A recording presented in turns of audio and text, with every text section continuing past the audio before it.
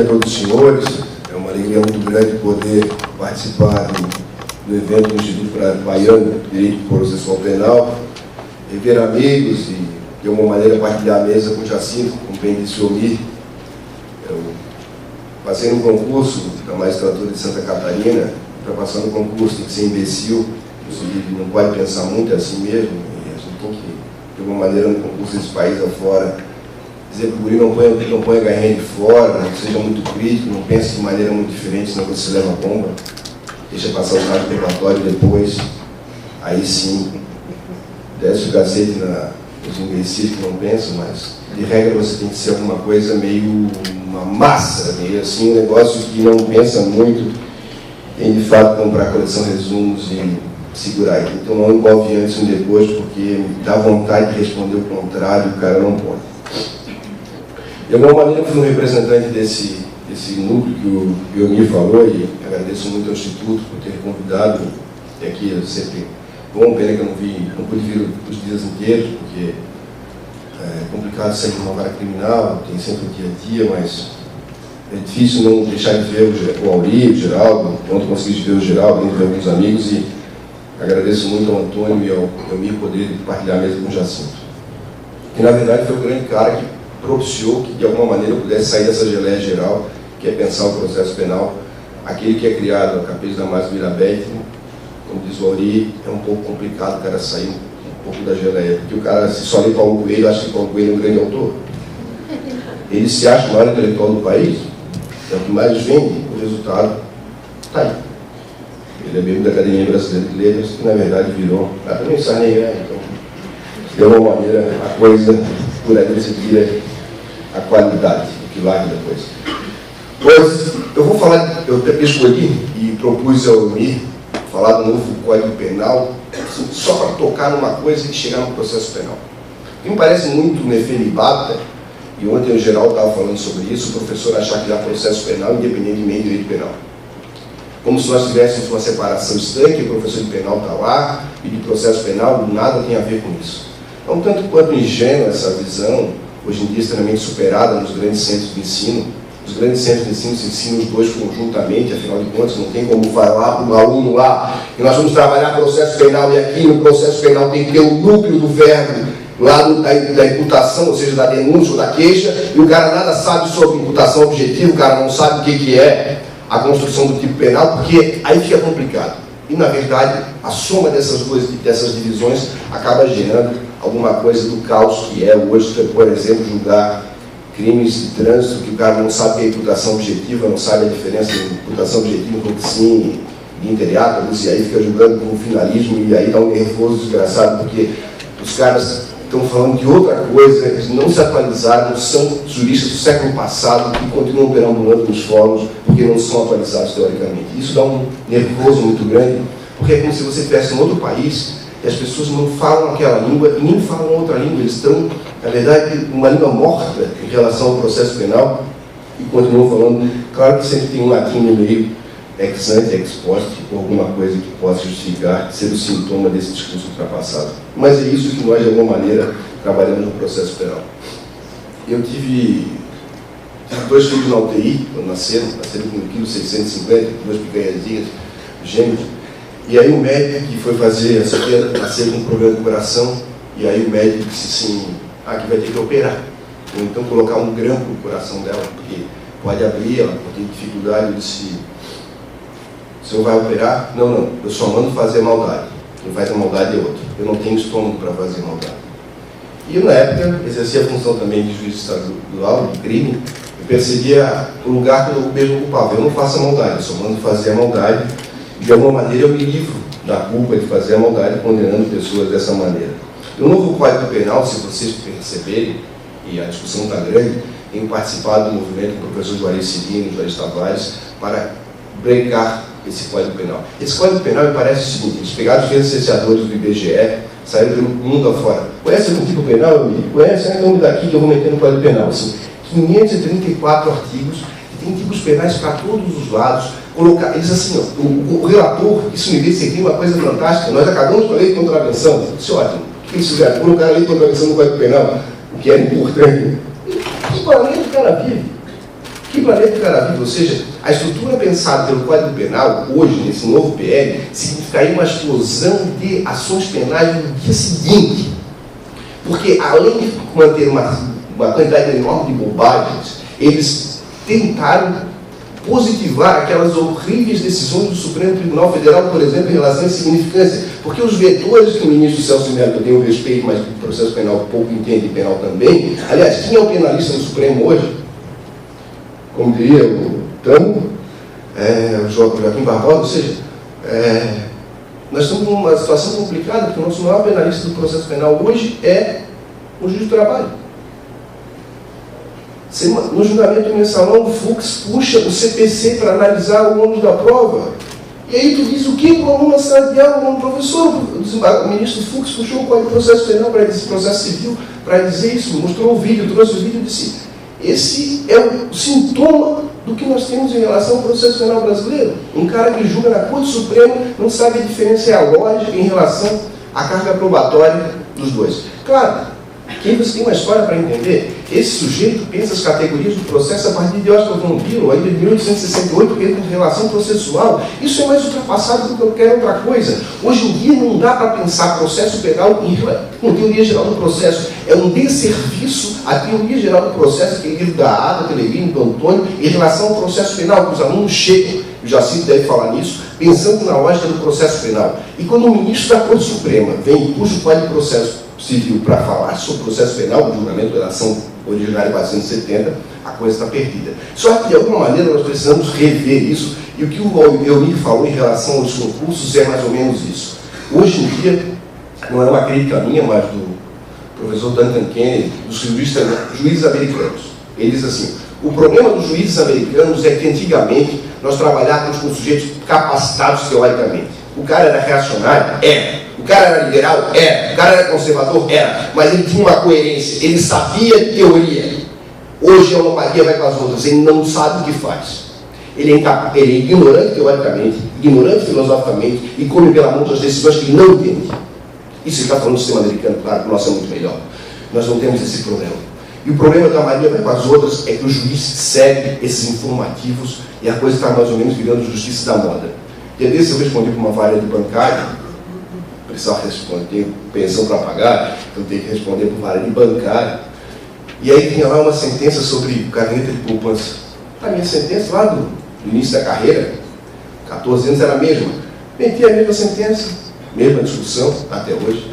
Aí o juiz disse: mas essa sentença está muito antiga, Alexandre. Aqui, ó. Hoje tem uns julgados mais novinhos. Eu disse: não é decisão que está na moda? Ele disse: porque quando sai informativo eu vou atualizando as minhas decisões, para ficar na moda, para ficar assim conforme ao último informativo da semana passada. Eu disse: e tu concordas? Ele disse: não importa se eu concordo ou não, minha decisão tem que ser eficiente. Eu disse: e tu coloca ainda juiz de direito ou tu és outra coisa? Porque o teu nome não vale nada.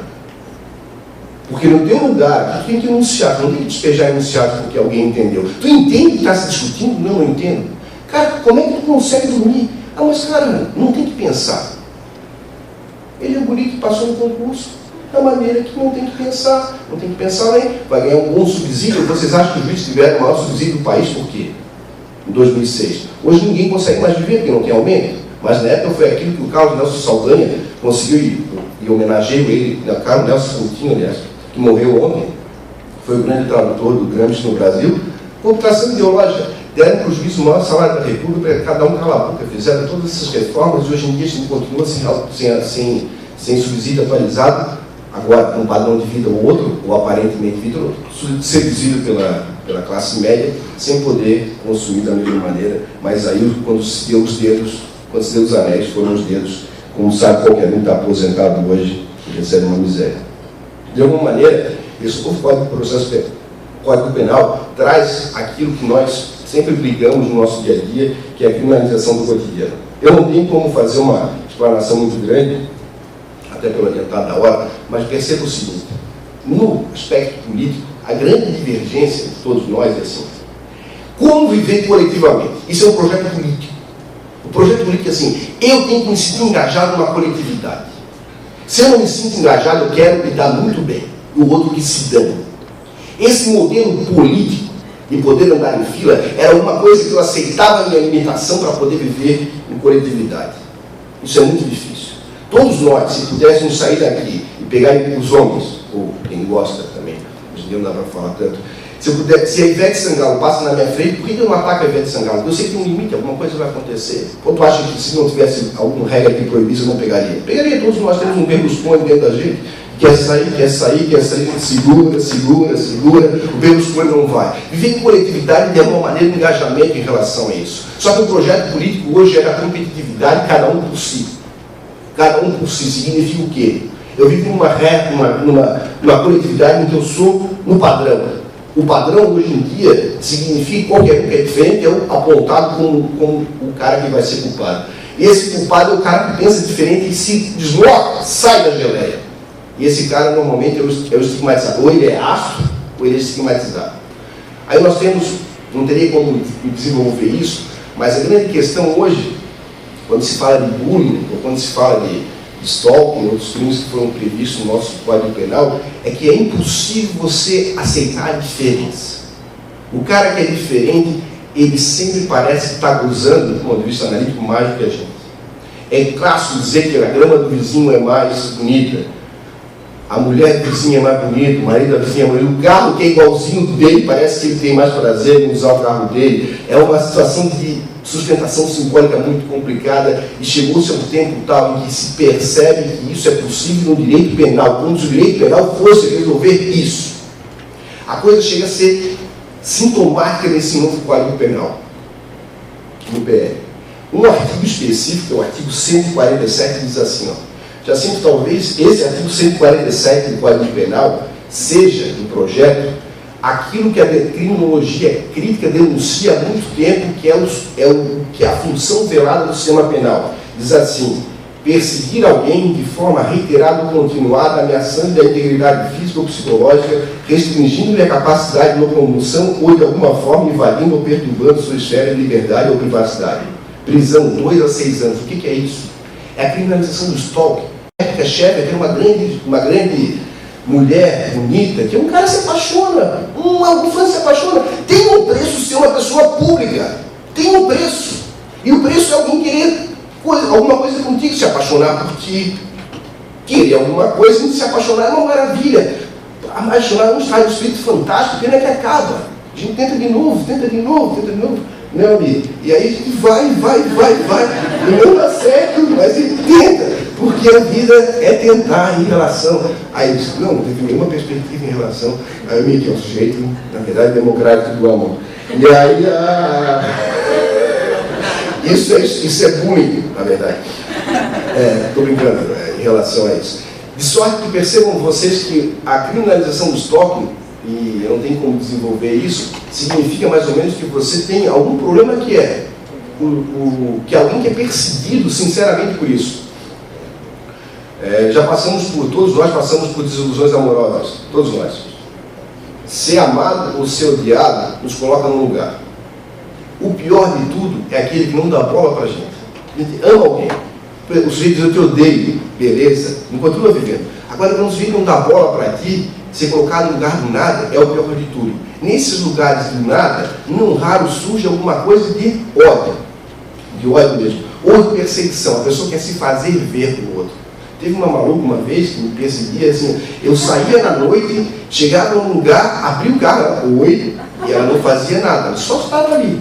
Eu fechava o carro, ia para outro lugar, ela aparecia em outro lugar, eu tinha desconfiança que ela tinha colocado um GPS embaixo, alguma coisa, me perseguia, e ela perseguia assim. Eu fui dar uma palestra no IBCV em São Paulo, ela estava lá, eu fui falar em Recife, ela estava bom, eu fui falar em Rondônia, e ela estava em Rondônia, eu disse: alguma coisa está errada, eu corro risco de vida, porque eu cheguei para ela e disse: não dá. Então, a coisa chega num ponto em que você tem uma perseguição reiterada. A questão é: vocês acham que isso se resolve no direito penal? Numa pena de 2 a 6 anos por stalking? Isso é uma invencionista imbecil. No Texas chega a 20 anos de pena por alguém por stalking. E as perspectivas do stalking são alguém que se sente medo. Como é que você pode comprovar isso processualmente, numa verificação, em alguma coisa democrática, alguma coisa em relação ao medo? Sai com alguém, diz assim: você tem muito medo? toma remédio, sofre de síndrome do pânico, porque no segundo e-mail que você mandar para a pessoa, ela pode fazer um BO pelo stalking. A nossa vida cotidiana vai chegar a um ponto, se passar esse novo Código Penal, e esse me parece o pior de todos os tipos penais em relação a isso. Eu tenho alunos na graduação, eu tenho feito eles pesquisarem novidades. Então, o Jamil Nadaf pesquisou o stalking e fez uma monografia fantástica em relação a como é isso no mundo. Isso espraiou para todos os lugares como se nós resolvêssemos a nossa impossibilidade de convivência e, fundamentalmente, a nossa impossibilidade de conseguir conviver apaixonadamente com o direito penal. Nós vamos enjaular o sujeito durante 2 anos, dar uma pena alternativa, ou se nós fôssemos por aí resolver uma questão que é eminentemente de outra ordem. A sedução pelo direito penal é alguma coisa que só é realizada por aqueles que não estudaram criminologia crítica. Eu fiquei impressionado. Dia eu estava num encontro assim, aí Antônio virei para uma juiz e falei assim, não, porque isso tem que ler Barata. Ela levantou o pé e disse, Barata? Barata é onde? Eu disse, pô, ela não sabe quem é Alessandro Barata. Aí tem um problema sério, porque é um problema que ela é imbecil. Ela é imbecil, ela não sabe quem é Alessandro Barata. Eu disse, não é animal festejante de Carlos Netunos, esse talvez seja você. Na verdade, ela não tem noção do que é a construção da criminalidade, ela continua pensando uma perspectiva do senso comum teórico, dos lombrosianos, ela não sabe. E ela julga. Isso é um problema sério, porque uma pessoa começa e faz um estrago tremendo, e não faz na vida dela só, faz na vida do outro. Como o Hamilton vive dizendo em relação a isso. De alguma maneira, portanto, para ajudar para esse ler adiante. Nós corremos no processo penal, e aí, com isso, eu vou caminhando. Entendeu? Nós pensamos em sistemas. Eu li uma dissertação do Felipe, que é um juiz de Goiás, que mostra o nonsenso de pensar em sistemas no processo penal brasileiro ou no processo penal do mundo. Aquilo que o Jacinto já vem denunciando há algum tempo. O sistema é puro, o sistema não é puro, não tem que ter sistema misto, não é como fala um autor de processo penal, a Constituição é acusatória, o processo penal é misto. Aí somos dois divididos e dá um sistema misto, é acusatório. Um dos maiores membros de processo penal fala isso, está no livro dele. Tem que ser preso por estelionato, na verdade. Ele não é um crente, ele não sabe a história disso, ele não sabe a noção do sistema, ele não sabe. E ele escreve bobagem. E como ele mais vende, as pessoas leem bobagem e reproduzem bobagem. E é difícil porque fazer alguma coisa séria tem que estudar. Se você não sabe, aluno meu que não leu Kant, não sabe Kelsen, não entende nada, eu mando embora. Vai estudar, vai estudar. Aqui na sala, para quem quiser saber, se falar bobagem, leva na cabeça. É complicado. E sabe o que é? A sala está cheia. Porque os caras se deram conta que coleção de resumo não resolve. Os caras se deram conta que eles não podem ser uma manada a ser calibrado isso. De alguma maneira se faz a um bom estudo relativo a isso. As categorias de processo, o Jacinto vai falar sobre isso, me parecem um tanto quanto equivocadas ainda hoje, nós temos que conviver com elas, mas não dá para pensar mais processo em relação a partes, como é pensado no contexto, a jurisdição, como é pensada a partir de Campos Angelo Lamarck, que é uma visão autoritária do processo penal, que coloca a jurisdição no seu cerne. Nós podemos pensar num deslocamento a partir de Goldschmidt, não estou convencido, Goldschmidt não me convence em relação a cargas probatórias. Podemos ir para ele que vai poder trabalhar o contraditório como fundamento do processo, de alguma maneira isso dá para chegar, mas de alguma forma os americanos, a mim, parecem entender um pouco mais em relação a isso, quando colocam o processo numa perspectiva pragmática e a noção de verdade sem correspondência com a realidade, alguma coisa que não tem como trabalhar muito bem por aqui, mas que colocam o objeto do processo penal não é um fato pretérito. Porque se eu coloco o fato pretérito, eu estou identificando. Isso é filosofia da consciência do primeiro ao quinto. Eu não tenho como colocar no passado alguma coisa identificada. E aí é onde há um giro que eu não consigo chegar numa democratização do processo apenas para colocar isso para vocês e de alguma maneira ir adiante. A ideia que alguns têm trabalhado no processo é pensar assim, hoje eu saio daqui, o Antônio sai daqui, chega na Rússia, ele entra, tem um cara na frente do aeroporto, um tabuleiro de xadrez sentado do lado das brancas. Ele senta, não fala russo e consegue jogar com o cara. Por quê? Porque as regras são claras. Ele sabe que a branca começa, ele sabe que o cavalo anda assim em qualquer lugar. Na verdade, nós não temos como saber como será o jogo, porque o jogo depende de como for o Antônio e como for o cara. Pode estar faltando alguma peça ali, aí coloca um relógio como se fosse a rainha, mas se sabe que as regras do jogo, daquele jogo, são limpas. Nós temos trabalhado, eu tenho usado isso no processo penal, o processo como jogo, pensado desde que a Pedro Calabandrei já falou isso, Carneruto falou isso, mas um jogo qualificado a partir de uma noção que alguns autores hoje têm trabalhado, a teoria dos jogos, desde a microeconomia, a macroeconomia, alguma coisa que me fez parar de produzir. Eu escrevi muito pouco desde que defendi a minha tese, porque de alguma maneira, doutorado com Jacinto, de alguma maneira, eu precisei estudar outras coisas para poder voltar. E para poder voltar com vocês, tem duas questões importantes em relação a isso. Uma é que, por mais que eu goste da Maria Berenice e do Rodrigo da Cunha Pereira, a análise econômica do direito, o discurso da ordem econômica é importante para que nós possamos entender a noção de processo penal. E isso faz com que nós tenhamos a noção de custo-benefício. Quando a Maria Berenice disse que o princípio da felicidade fez com que se conhecesse a união homossexual, é uma grande mentira. Quando se fecha que o homem pode se separar, a mulher pode se separar, que graças a Deus é assim, no passado, embora não seja cristão, lá no passado meus avós tinham prisão perpétua, casou até a morte separe. Em 77 começou o desquite, em 88, 2 anos depois podia. Hoje o cara casa sexta e separa a segunda. Por quê? Porque vocês acham que o Poder Legislativo acha que todo mundo quer ser feliz, o princípio da felicidade, não estão nos textos da análise econômica do direito da década de 80. Isso fez o quê? Eles pensam da seguinte maneira, pessoal. Pessoa que casa, quer casa, faz poupança. Pessoa que separa, divide riqueza, compra, gira. Economicamente é importante as pessoas se separarem. Eles fizeram estudos que mostram que as pessoas se separam há 7, 8 anos. Eu li menos. Mas assim, e o Ali também. E aí, nós somos importantes economicamente. E aí o mundo inteiro, depois ele vai empreender aqui na guerra preventiva, o mundo inteiro fez regras de flexibilização do casamento em relação aos portadores de necessidades especiais. Todo mundo leu Michel Foucault, Hoffman, mas vocês acham que se acabou com as instituições totais porque se achava interessante? Não, elas são, do ponto de vista econômico, agentes econômicos nulos. Aquelas pessoas são nulas, põe onde? Para a família deles. Que morram na família. É assim que está escrito. Em relação ao direito penal, a lógica da análise econômica do direito é muito simples e até ingênua, mas a sua ingenuidade, ela vem de que se você coloca o filho mete o dedo na tomada, você dá uma palmada, ele coloca, então você dá 2, na terceira ele para. Você vai criar mecanismos de dissuasão da realidade, da ação com punição. E isso aumenta a punição. Só que esse aumentar a punição é uma fraude, porque nisso você constrói todo um sistema de segurança político, ideológico em relação à manutenção da segurança e mais cria-se emprego. E como o Estado tem um programa muito ruim, daqui a pouco se privatiza presídio. E isso fez com que as empresas de presídio, por exemplo, nos Estados Unidos, com o crash da Bolsa, não tivessem suas ações prejudicadas. Afinal de contas, quem não quer um hotel lotado, cheio de gente, e com mais gente entrando? Só tem que pensar o que significa, do ponto de vista ideológico, a criação de um código penal como esse, no qual nós teremos uma explosão de litígios e mais. A repercussão do nosso processo penal será o quê? Tem mais entrada, tem saída. Entrada e saída. No meio, o processo penal é muito custoso. Você tem que criar mecanismos do quê?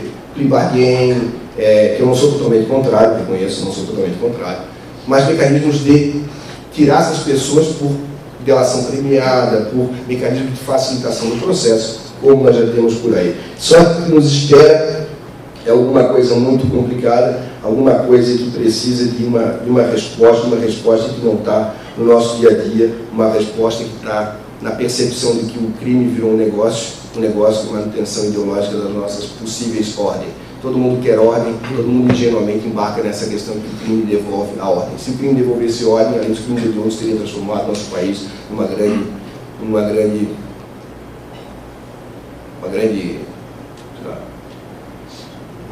festa VIP.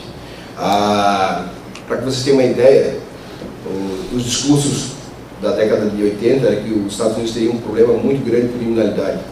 Se descobriu, e aí está no Free Economics, que é um livro que vale a pena ler, que a diminuição da criminalidade adolescente nos Estados Unidos na década de 90 se deu por um motivo primeiro. Qual foi?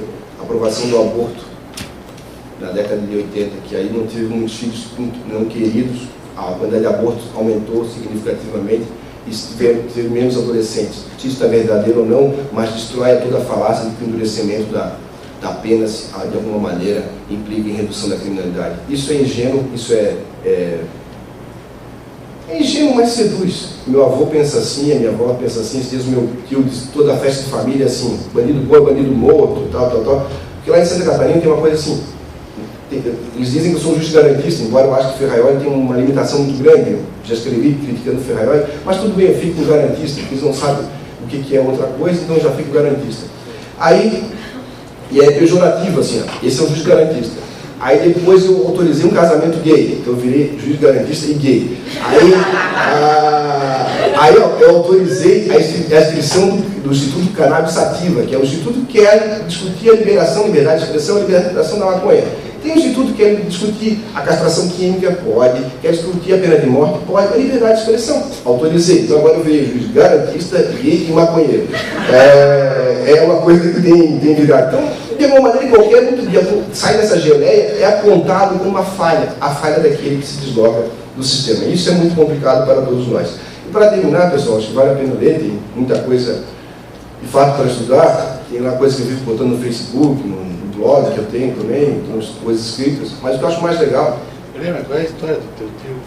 Ah, do tio. Toda festa de aniversário diz assim, bandido bom, bandido morto, bandido bom, bandido morto. Aí, porra, e aí quando passa uma criança, já sai correndo atrás, não tem que discutir, porque festa de família, todo mundo engove antes, que vai enjoar, aquele monte de gente. Aí ele diz assim, aí meu primo caiu com droga agora. Porque o 28 e o 33 da lei de drogas deu um problema. No jargão policial não dá mais nada. Então qualquer coisa, tem dinheiro, tem celular, tem droga, virou tráfico. Mete no tráfico para poder segurar o guri, porque lá eles dizem que não dá nada. E aí meu primo caiu com 33. Aí ele me liga de madrugada, Alexandre, teu primo foi preso. Eu disse, bandido bom, bandido morto, bandido morto. Aí ele disse assim, mas é teu primo? Eu disse, pô, e daí? Tio, quer dizer o seguinte, eu não sou advogado, não vou fazer nada porque isso é crime. Quer dizer para o senhor que a única chance que ele tinha de ser solto era na vaga de trabalho, aos outros juízes pensam igualzinho o senhor. E ele está ferrado. Mas ele é usuário e ele é teu primo. Eu disse, daí, tio, essa é a grande diferença. Eu não trato ninguém diferente porque é meu primo, porque é usuário. A coisa tem que ser igual para todo mundo. Ele até hoje não fala comigo, meu primo está cumprindo pena.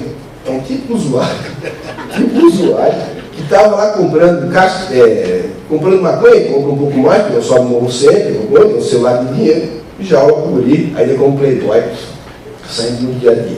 Só que há uma ingenuidade em relação a isso, e quando bate a água na nossa casa é que nós passamos a pensar. Para acabar a mesma história, aí tem uma filhinha, Sofia, que tem 5 anos, e aí esse final de semana agora eu fiquei de plantão, né? Porque eu sou separado da mãe deles, a mãe foi viajar com o namorado e eu fiquei lá cuidando das crianças.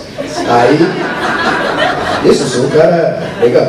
Aí tudo para conviver com as mulheres. Aí a Sofia teve uma rebelião dessa, que passou no Jornal Nacional, aí ela assim, papai, por que eles estão bravos? Aí eu disse, Sofia, estão bravos porque... O que eu vou explicar para uma criança de 5 anos? Né? Eu disse, ó, sabe teu quarto cabe, tem quantas camas? 2. Quantas amiguinhas cabem? Ah, dá para botar 3, dá para dormir 4. Eu disse, quantas tem no colégio? Aí ela começou a contar o nome, tem 18 amiguinhas no colégio. Dá para colocá-las todas no teu quarto? Não, não dá para colocá-las no teu quarto. Lá onde eles estão reclamando é porque eles têm um quarto do teu tamanho, cabe em 4, tem 20. Ah, é? E a mãe dela também é juíza. Aí ela assim, e não tem lei? Tem uma lei, a lei 7.210, mas não quer ver outro canal de televisão. Aí ela assim, pai, tem uma lei que diz que não pode, Sofia, tem uma lei que diz que só pode 4, tem cabe 4, só pode 4. E não tem juiz? Aí eu disse, tem juiz, filha. Tem, mas eles não sabem da lei? Sabe, filha. Aí ela assim, e aí me desconcerta de vez, né? Ela diz assim, pai, eles não têm vergonha. Eu disse, Sofia, infelizmente nesse país, grande parte da magistratura mesmo não tem vergonha. Aprendi com a minha filha de 5 anos que de fato, de alguma maneira, a gente precisa de ouvir as crianças para que possa entender algumas coisas que para nós são tão comuns e que na verdade fazem questão para que ele comece a perceber que deveria ser uma regra do jogo. Muito obrigado a todos vocês.